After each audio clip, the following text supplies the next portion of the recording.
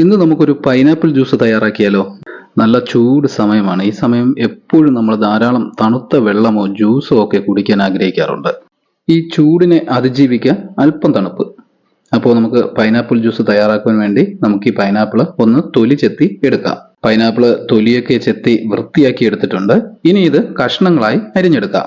നമുക്കിനി ഈ കഷ്ണങ്ങളായി അരിഞ്ഞ പൈനാപ്പിൾ മിക്സിയിൽ അടിച്ചെടുക്കണം. അപ്പോൾ അതിനായിട്ട് ഒരു ജാർ എടുക്കാം. ജാറിലേക്ക് നമ്മൾ ഈ കട്ട് ചെയ്ത് വെച്ചിരിക്കുന്ന പൈനാപ്പിൾ ഇട്ട് കൊടുക്കാം. ഇനി നമുക്കിതിലേക്ക് ഒരു 5 ടേബിൾ സ്പൂൺ പഞ്ചസാര ചേർത്ത് കൊടുക്കാം. പഞ്ചസാര നമുക്ക് മധുരത്തിന് ആവശ്യമായിട്ട് ചേർക്കാം. ഇപ്പോൾ അധികം മധുരം വേണമെന്നുള്ളവർക്ക് കൂടുതൽ ചേർക്കാം, മധുരം വേണ്ട എന്നുള്ളവർക്ക് കുറച്ച് ചേർക്കാം. അപ്പോൾ അത് നമ്മുടെ മധുരത്തിന് ആവശ്യമായിട്ട് നമുക്ക് ചേർത്ത് കൊടുത്താൽ മതിയാവും.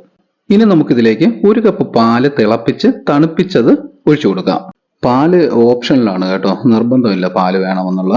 ഐസ് വാട്ടർ മാത്രം ഒഴിച്ചു കൊടുത്താലും മതിയാവും. ഇനി നമുക്കിത് മിക്സിയിൽ അടിച്ചെടുത്തിട്ട് വരാം.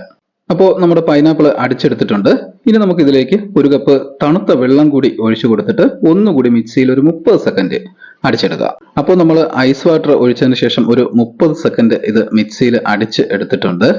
ഇനി നമുക്കിത് ഒരു പാത്രത്തിലേക്ക് അരിച്ച് ഒഴിച്ചു കൊടുക്കാം. പൈനാപ്പിളിന്റെ കൊത്തെല്ലാം വേർതിരിച്ച് ജ്യൂസ് മാത്രം എടുക്കാം. അങ്ങനെ നമ്മുടെ പൈനാപ്പിൾ ജ്യൂസ് തയ്യാറായിട്ടുണ്ട്. നല്ല ടേസ്റ്റി ആയിട്ടുള്ള ജ്യൂസാണ്. ഈ ചൂട് സമയത്ത് നമ്മുടെ ശരീരം അല്പമൊന്ന് തണുപ്പിക്കാൻ ഇതുപോലുള്ള പാനീയങ്ങൾ നമ്മെ സഹായിക്കും. അപ്പോൾ എല്ലാവരും ഇതൊന്ന് ട്രൈ ചെയ്ത് നോക്കണേ. നമുക്ക് വീണ്ടും അടുത്ത വീഡിയോയുമായി കാണാം. ഓക്കെ.